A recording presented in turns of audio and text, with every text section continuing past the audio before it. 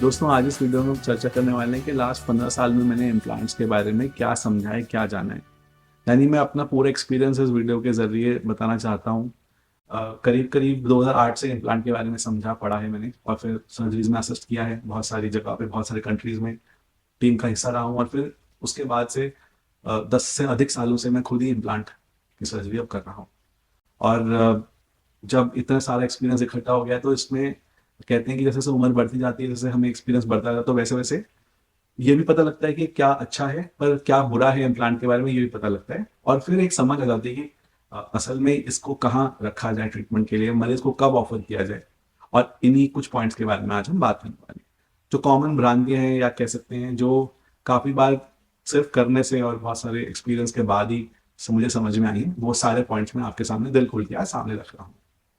सबसे इम्पोर्टेंट चीज़ जो मुझे लगता है कि मरीज़ ये सोचते हैं कि इम्प्लांट करा लेंगे तो अब हमको वो मिल जाएगा जो हम चाहते हैं। यानी उनके दिमाग में कुछ एक छवि है कि भाई इम्प्लांट डल गया तो इतनी लेंथ हो जाएगी, इतनी गर्थ हो जाएगी। ये एक बहुत बड़ा मिथ है। इम्प्लांट से गर्थ, लेंथ नहीं बढ़ती, कम ही होती है शायद। बट इम्प्लांट एक तरीका है जिससे आप सेक्स कर पाएँगे, जिसमें आपको अगर आपको संबंध बनाने में दिक्कत आती है, इरेक्शन बिल्कुल नहीं है, तो आपको इरेक्शन मिल जाएगा। आप पेनिट्रेट कर पाएँगे, आप एक संबंध बना पाएँगे। लेकिन इससे आपके कुछ एनहांसमेंट नहीं हुआ, एक एनहांसमेंट प्रोडक्ट नहीं है इम्प्लांट, है ना? ये लिंग को बड़ा चौड़ा करने का प्रोडक्ट नहीं है।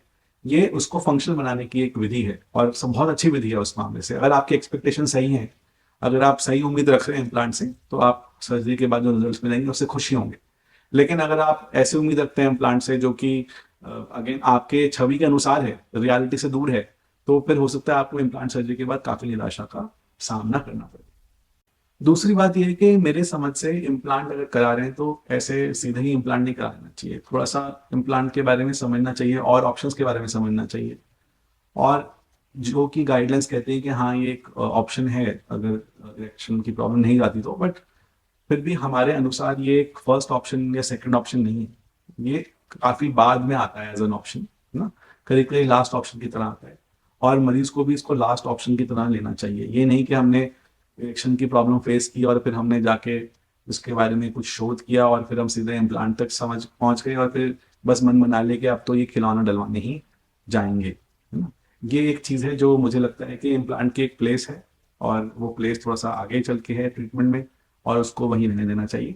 सीधे उसको सबसे पहले इम्प्लांट को ही हम नहीं ला सकते और अपनी मन मर्ज़ी से उसको नहीं लगवा सकते। एक और बात जो मैं कहना चाहूँगा वो ये है कि जब हम इम्प्लांट लगवाते हैं तो जो हमारी फ्रस्ट्रेशन होती है लगवाने के बाद, अगर हमें रिज़ल्ट ठीक नहीं मिलते, तो वो प्रोपोर्शनल है उसके कि आपने कितनी जल्दी इम्प्लांट लगाने का निर्णय लिया। काफ़ी बार पेशेंट बहुत जल्दी में निर्णय लेते हैं। बस गए और किसी ने बता दिया कि लगा लो और आपने लगवा लिया। और फिर पता लगता है कि ये प्रॉब्लम तो वैसे भी ठीक हो सकती थी, अभी इम्प्लांट करा के भी कोई जन्नत में नहीं पहुँच गए हैं। और जो भी भ्रांतियाँ टूटती हैं, फिर उतना ही दुःख होता है। अगर आप पूरे रिसर्च नहीं करते, पूरा उसको नहीं समझते, जब तक आप कुछ डॉक्टर से नहीं मिलते, इम्प्लांट्स को अपने हाथ में नहीं देखते, इनके बारे में नहीं समझते ढंग से, डिटेल से, है ना? तो फिर आपको फ्रस्ट्रेशन हाथ में आ सकती है और ये जितनी ज़्यादा फ्रस्ट्रेशन होगी, जितनी आपने जल्दी मचाई है। तो ये भी मैंने एक सीखा है, ये पेशेंट से ही सीखा है, पेशेंट से ही देखा है होते हुए, रोते बिलखते हुए कई बार। और जिन्होंने अच्छे से डिसीजन लिया है, कई बार उनके सेटिस्फेक्शन को देखते हुए मैं ये बात आज कह रहा हूँ। एक और चीज़ जो एक्सपीरियंस में समझी है वो ये है कि ज़्यादातर मरीजों को इम्प्लांट की ज़रूरत नहीं होती। इम्प्लांट शायद अगर हम 100 मरीज इरेक्टाइल डिस्फंक्शन के देखते हैं, उसमें से किसी एक को ज़रूरत होती है। तो इतना कॉमनली नहीं किया जाता है, इसीलिए। और बहुत सारे पेशेंट ऐसे भी हैं, हमारे हिंदुस्तानी कल्चर ऐसी है जिसमें पेशेंट्स इरेक्शन के साथ भी दवाइयों गोलियों से काम चला लेते हैं काफ़ी लंबा। शायद इसलिए भी इतना कॉमनली इम्प्लांट को नहीं किया जाता है।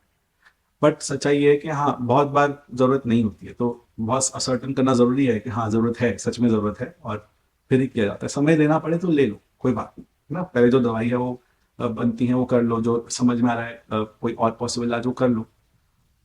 हाँ, ये शोषित नहीं होना उससे। ऐसा नहीं कि भई आप कोई ऐसी पैथी में जाओ जहाँ पे इलाज पक्का ना हो, कोई साइंटिफिकली नहीं चल रहा हो, फिर अपना नुकसान हो जाए, ऐसा भी नहीं कह रहा। बट हाँ, इस पे पूरा-सा कह सकते हैं कि समय देना चाहिए इम्प्लांट पे जाने से पहले। ज़्यादातर मरीज़ों को इसकी ज़रूरत नहीं होती। ये मेरी एक और लर्निंग है कि बहुत सारे पेशेंट्स का इम्प्लांट हम अवॉइड कर सकते हैं। पेशेंट्स को ऐसा भी लगता है कि सर पीएमई है मुझे, तो ये पीएमई जो प्रीमेच्योर इजैकुलेशन ये इम्प्लांट से ठीक हो जाएगा, या मेरा सेक्स का मन नहीं करता है इम्प्लांट डलवा के ठीक हो जाएगा। आपको समझना होगा इम्प्लांट हर किसी बीमारी का रामबाण इलाज नहीं है, सिर्फ इरेक्टाइल डिसफंक्शन के लिए उसको किया जाता है ना। यानी कि आप इरेक्शन को मेंटेन नहीं कर पा रहे, पेनिट्रेट नहीं कर पा रहे, आपने सब चीजें ट्राई कर ली हैं, तब जाके इम्प्लांट ऑफर किया जाता है। ये नहीं कि कोई और सेक्सुअल प्रॉब्लम है तो भी हम चले गए इम्प्लांट कराने, या फिर इम्प्लांट के बारे में रिसर्च करके मन में बसा ले कि अब यही हमारे लिए एक सॉल्यूशन है, ये नहीं होगा तो हम ठीक ही नहीं होंगे, फिर बड़ी समस्या हो जाती है। और बहुत सारे पेशेंट ऐसा करते हैं जो मैंने देखा है अपने एक्सपीरियंस में। तो ये भी एक प्रॉब्लम है, implant is only for erectile dysfunction और किसी बीमारी के लिए नहीं है इम्प्लांट। एक और बात जो मैं इम्प्लांट के बारे में कहना चाहूंगा वो है कि इम्प्लांट जो है ये एक फिक्स तरह से बना होता है ना, एक नॉर्मल पेशेंट के, एवरेज पेशेंट के हिसाब से बना होता है, और कोई भी पेशेंट जो है नॉर्मल नहीं होता। हर कोई इंसान अब नॉर्मल ही है, कहीं ना कहीं नॉर्मल होना बहुत मुश्किल है, क्योंकि नॉर्मल की एक स्ट्रिक्ट डेफिनेशन है जो बहुत कम लोग फॉलो कर पाते हैं। तो इम्प्लांट जब हम डालते हैं तो क्योंकि हर पेशेंट की पीनस का साइज अलग है, कहीं से पतला है कहीं से मोटा, और इम्प्लांट तो एक यूनिफॉर्म गर्थ का है, तो उसमें परफेक्ट फिट किसी के लिए भी नहीं होगा इम्प्लांट, है ना। बस हाँ ये है कि हो सकता है कि कुछ मरीज नॉर्मल के पास हो जिसके हिसाब से इम्प्लांट बनाए गए तो उनमें वो अच्छा फिट हो, कई लोगों में कम अच्छा फिट हो। बट जैसा भी होगा, क्योंकि ये जरूरी है, तो आई एम श्योर जो आपके डॉक्टर होंगे वो अच्छे से अच्छी कोशिश करेंगे कि सही साइज और सही गर्थ वो जितना मैक्सिमम डाल पा रहे हैं वो डालने की कोशिश करेंगे। बट अगर आपको लगता है इम्प्लांट एकदम बिल्कुल इस तरह से ही होना चाहिए, हमारा लिंग फिर ऐसी ही शेप का आना चाहिए, या पर्टिकुलर कोई मन में है बात, तो देखिए इम्प्लांट क्योंकि आपके हिसाब से नहीं बनाया गया, इम्प्लांट एक एवरेज पेशेंट के हिसाब से बनाया गया, तो हो सकता है आपको वो चीज़ नहीं मिले। एक और इम्प्लांट के बारे में बात अगर हम करें तो ये है कि इम्प्लांट्स जो कई सारे अवेलेबल है इनमें से कोई परफेक्ट नहीं है। अगर आप सोचें कि भाई हम कोई कोई इम्प्लांट यही एक बेस्ट इम्प्लांट होगा, यही समझ में आएगा, ऐसा नहीं है। किसी को कोई इम्प्लांट समझ में आता है, किसी को कोई समझ में आता है, चाहे वो इन्फ्लेटेबल हो उसके भी कुछ फायदे नुकसान है, चाहे इंडियन इम्प्लांट हो उसके भी कुछ फायदे नुकसान है। तो कोई जैसे चार गाड़ियां हैं, किसी को कोई समझ में आएगी, किसी को कोई गाड़ी समझ में आएगी। आप देखते हैं कि सड़क पे एक ही तरह की गाड़ी नहीं चल रही, सड़क पे कम से कम 100 तरह की अलग अलग गाड़ियां, अलग अलग मॉडल चल रहे हैं। ऐसे इम्प्लांट के साथ भी है। तो कोई एक इम्प्लांट को हम ये नहीं कह सकते कि हाँ ये बेस्ट है। ये भी मैंने एक ओवर टाइम सीखा है ना? और इसमें कोई बुराई भी नहीं है, सबके नफे नुकसान हमें पता होने चाहिए।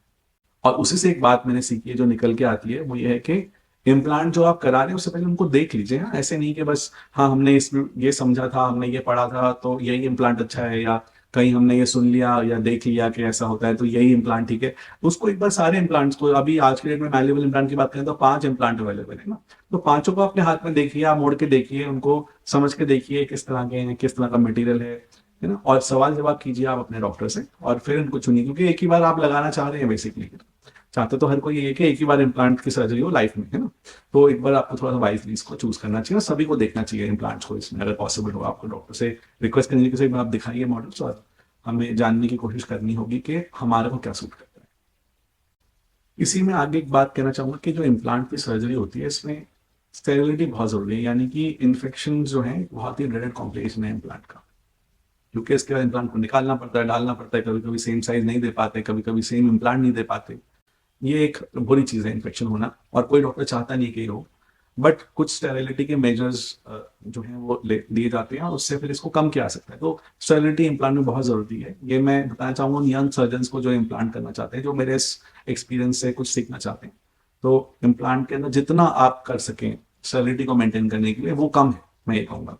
ज़्यादा स्टेप्स लें, डिस्पोजेबल्स का इस्तेमाल करें, बजट की चिंता ना करें, है ना। अच्छे से अच्छी चीज़, नई से नई चीज़ लगाएं, और जो भी नई टेक्नोलॉजी आ रही है उससे आप ब्रेस्ट रहें इम्प्लांट के इन्फेक्शन को रिड्यूस करने के लिए। और फिर एक और चीज़ जो निकल के आती है इससे, कि जो फर्स्ट सर्जरी होती है, जब हम एक ऑपरेशन में जाते हैं, तो सबसे पहला अटेम्प्ट है इम्प्लांट को डालने का, वही सबसे अच्छा है। एक बार ये सर्जरी अच्छी नहीं हुई अगर, तो जो सबसेक्वेंट अटेम्प्ट्स होते हैं, कई बार मरीज कहते हैं सर ये थोड़ा टेढ़ा रह गया, मीढ़ा रह गया, आप इसको ऐसे कीजिए वैसे कीजिए, एडजस्ट करने की कोशिश नहीं करते, और फिर उसको रिवीजन के चक्कर में वो एक ऐसी चक्कर में फंस जाते हैं, इसमें पूरा इम्प्लांट ही निकल जाता है, या सारा मजा ही सर्जरी का खराब हो जाता है, या जहाँ वो जो वो चाह रहे होते हैं उससे बदतर ही रिजल्ट उनको मिल पाते हैं। जो फर्स्ट सर्जरी होती है वो सबसे अच्छी होती है, वो अच्छी जगह से हो, अच्छे सर्जन द्वारा हो, तो सबसे अच्छा है। और अगर वो थोड़ी 19-20 आपके अनुसार है भी, तो उसके साथ रहने की कोशिश करें, वो ज़्यादा अच्छा है, क्योंकि रिवीजन के बाद कई बार हमें वो सेटिस्फेक्शन नहीं मिलता, काम बिगड़ जाता है। ये भी मैंने इतने सालों में सीखा। इन सब कॉम्प्लिकेशंस को कम करने के लिए हम क्या कर सकते हैं कि अपने आप को ऑप्टिमाइज करें। तो मरीज की ऑप्टिमाइजेशन एक लर्निंग पॉइंट है मेरे इतने लंबे करियर में, कि मरीज को पूरी तरह से तैयार करना बहुत जरूरी है इम्प्लांट के लिए। शुगर है तो ये नहीं कि भाई मरीज की शुगर ज्यादा आ रही है और हम कर दें, क्योंकि मरीज बहुत दूर से आया, दोबारा आना पॉसिबल नहीं होगा, या फिर कोई आसपास इन्फेक्शन उस पर ध्यान ना दे, ना, इस या फिर पेशाब के रास्ते में कोई परेशानी है और उसके साथ ही इम्प्लांट को कर दिया जाए। तो ये बेसिकली कुछ बातें हैं जो हमें ऑप्टिमाइज करनी होगी, मरीज की जो कंडीशन है उसको जितना हम अच्छा कर सकते हैं, उतना ठीक कर सकते हैं, उसके बाद वो सर्जरी की जाए तो रिजल्ट अच्छे हैं, और उसके लिए वर्थ है वेट करना, है ना। तो ना डॉक्टर को जल्दबाजी में डालें, ना कुछ जल्दबाजी करें, जो भी कमियां हैं खुल के बताएं, जो भी चीजें दिख रही हैं उनके, अगर डॉक्टर सुझाव देते हैं कि इस पर रुकिए और इसको ठीक कीजिए, तो डॉक्टर की बात माने, तो उसमें मरीज का ज्यादा फायदा है मेरे अनुसार, जो मैंने देखा है इतने सालों में। एक और चीज जो मैं कहना चाहूंगा इसके संदर्भ में, जब ऑपरेशन होता है, कि जब डॉक्टर ऑपरेशन करते हैं, चाहे जो भी डॉक्टर हो, बुरा कोई डॉक्टर नहीं चाहता मरीज का, और हर डॉक्टर अपने नाम के लिए, अपनी इज्जत के लिए बेस्ट से बेस्ट रिजल्ट देने की कोशिश करता है ना।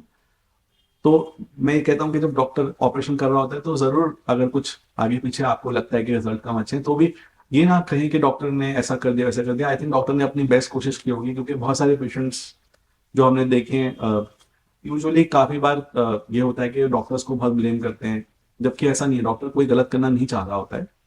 हाँ, हर कोई डॉक्टर अपनी जीविका के लिए कुछ ना कुछ उसके निर्वाहन के लिए कर रहा है, बट ऐसा कभी नहीं होता कि डॉक्टर जानबूझ के कोई गलती करना चाहेगा या किसी का बुरा करना चाहेगा।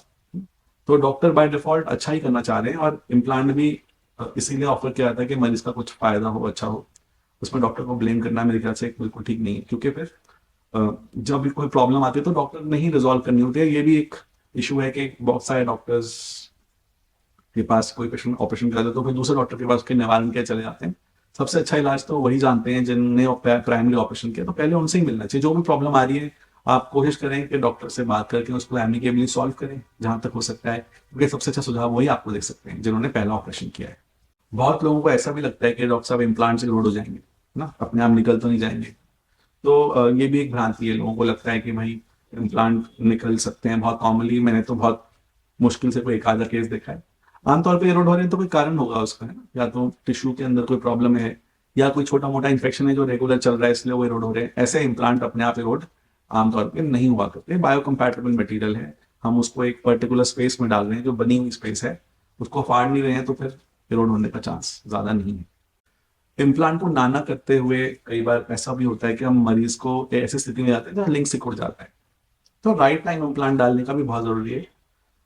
कई बार ऐसे डॉक्टर्स होते हैं जो इम्प्लांट नहीं डालते, तो वो मरीज को दवाई पे ही पुश करते रहते हैं, जो मैंने देखा है कि कई बार पेशेंट बहुत लेट आते हैं, कई बार पेशेंट बहुत जल्दी ही इम्प्लांट कराने के लिए आ जाते हैं। तो एक राइट टाइम इम्प्लांट के लिए होना चाहिए, जो आपके जो डॉक्टर हैं जो अपने एक्सपीरियंस के हिसाब से डिसाइड करते हैं। तो बहुत लेट करने से भी फाइब्रोसिस बढ़ जाता है, और वहाँ पे फिर लिंग में सिकुड़न आ जाती है, साइज और इन सभी चीज़ों में इशू आने लग जाते हैं। कई बार इम्प्लांट डालने में इशू आ जाता है, फाइब्रोसिस बहुत ज़्यादा हो जाता है। तो but at the same time बहुत जल्दी करने से भी रिजल्ट खराब है, जैसे मैंने डिस्कस किया। तो दोस्तों, ये थी कुछ बातें जो मैं चाहता था अपने तजुर्बे से आपको बताना, रूबरू कराना, डॉक्टर्स को भी, और जो इम्प्लांट करने की सर्जरी के अंदर आगे जाना चाहते हैं, जो चाहते हैं कि पिनाइल इम्प्लांट्स में अपनी महारत हासिल करें, उनके लिए भी कुछ पॉइंट्स थे। और जो मरीज हैं जो पिनाइल इम्प्लांट कराना चाहते हैं, जो उन्होंने कराया है, जो कुछ रिग्रेट्स में हैं, जिनको लगता है कि ये गलत कराया, उनके लिए भी ये बातें हैं। तो इम्प्लांट अपनी तरह से एक बहुत अच्छा सॉल्यूशन है ना। सबको अच्छा लगेगा ऐसा कोई गारंटी नहीं है, सबको वो रिजल्ट मिलेगा जो वो सोच के आए थे वो भी गारंटी नहीं है। बट जिनके पास और कोई चारा ही नहीं है, तो उनके लिए इम्प्लांट ज्यादातर समय एक कारगर पद्धति की तरह सिद्ध हो सकता है, अगर वो अपनी उम्मीदें सही रखें इससे। तो ये ना हो कि भाई इम्प्लांट कराया, साथ में और भी बीमारियां हैं, उनको भी सोचें कि इम्प्लांट ही ठीक कर देगा, या उनको और कोई नई बीमारी आगे उत्पन्न हो तो उसको भी इम्प्लांट ठीक कर देगा। ऐसा नहीं कि इम्प्लांट कोई अमृत है जो आपने पी लिया और अब आप आगे बीमार नहीं होंगे या कोई और प्रॉब्लम्स नहीं आएंगी। ये सब कुछ हो सकता है दोस्तों, तो एक उम्मीद सही रखें इम्प्लांट कराने से पहले, तो आप भी सेटिस्फाइड रहेंगे, आपके डॉक्टर जो है उनको भी कॉन्फिडेंस रहेगा, और जरूर फिर एक आपको अच्छा सॉल्यूशन मिल पाएगा इम्प्लांट के माध्यम से। धन्यवाद।